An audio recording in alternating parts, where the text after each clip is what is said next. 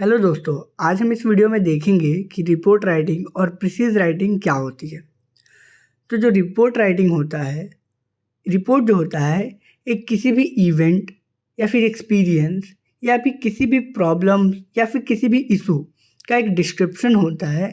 इसको यूजुअली हम written form में लिखते हैं। इसको हम किसी दूसरे को इन्फॉर्मेशन देने के लिए तैयार करते हैं।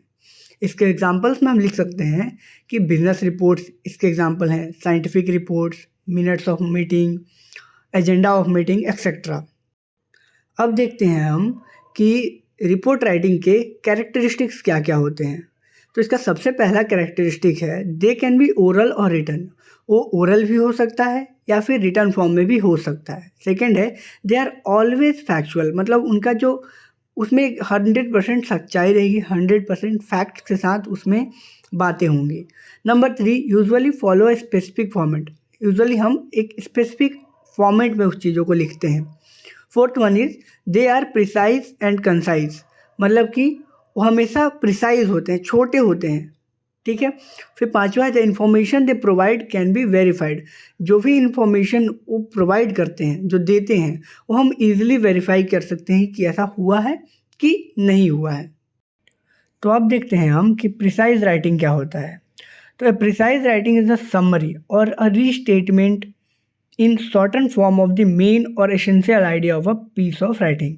मतलब कि जो प्रिसाइज राइटिंग होता है, किसी भी जो राइटिंग होता है, पैराग्राफ होता है, उसका जो मेन या फिर इम्पॉर्टेंट आइडिया होता है, जब उसको हम लोग शॉर्ट में समरी उसका बना के जब हम लोग उसको लिखते हैं तो उसी को बोलते हैं प्रिसाइज राइटिंग। इसके एडवांटेजेस क्या हैं? तो इससे हम एसेंशियल आइडियाज़ मतलब इम्पॉर्टेंट आइडियाज़ को समझना सीखते हैं। और सेकेंड एडवांटेज ये है कि हम इससे केयरफुली वर्ड्स का सिलेक्शन, मतलब हम लोग सावधानी से वर्ड्स का सिलेक्शन करते हैं ताकि हम अच्छे से अच्छे कम शब्दों में उन सब चीज़ों को लिख सकें। अब देखते हैं कि प्रिसाइज राइटिंग के कैरेक्टरिस्टिक्स क्या क्या हैं। तो सबसे पहला कैरेक्टरिस्टिक है कि the idea are to be organise. जो आइडिया है उसका वो ऑर्गेनाइज फॉर्म में होना चाहिए and expressed in logical sequence, और हमेशा वो लॉजिकल सीक्वेंस में होना चाहिए। It should contain all the essential ideas. उसमें जितने भी इंपॉर्टेंट आइडियाज़ हैं, जितने भी पैराग्राफ के इंपॉर्टेंट आइडियाज़ थे, सारे के सारे हमको प्रिसाइज राइटिंग में लिखने चाहिए। The language of the precise should be clear, और जो भी प्रिसाइज का हम लैंग्वेज यूज़ कर रहे हैं वो क्लियर होना चाहिए, छोटा होना चाहिए और हमको ईजिली समझ आना चाहिए। It should be in writers own word. इसका मतलब ये है कि ये हमेशा जिसने भी इसको लिखा है उसके अपने शब्दों में होना चाहिए।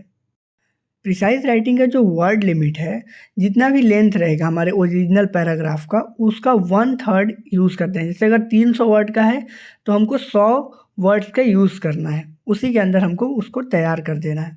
नंबर 6 है direct speech should be changed in indirect speech. जो भी डायरेक्ट स्पीच वाले जो भी सेंटेंसेस रहते हैं उसको हम इनडायरेक्ट स्पीच के सेंटेंसेस में चेंज कर देते हैं। तो अगर वीडियो अच्छा लगा हो तो वीडियो को लाइक ज़रूर कीजिएगा और चैनल को सब्सक्राइब ज़रूर कर दीजिएगा।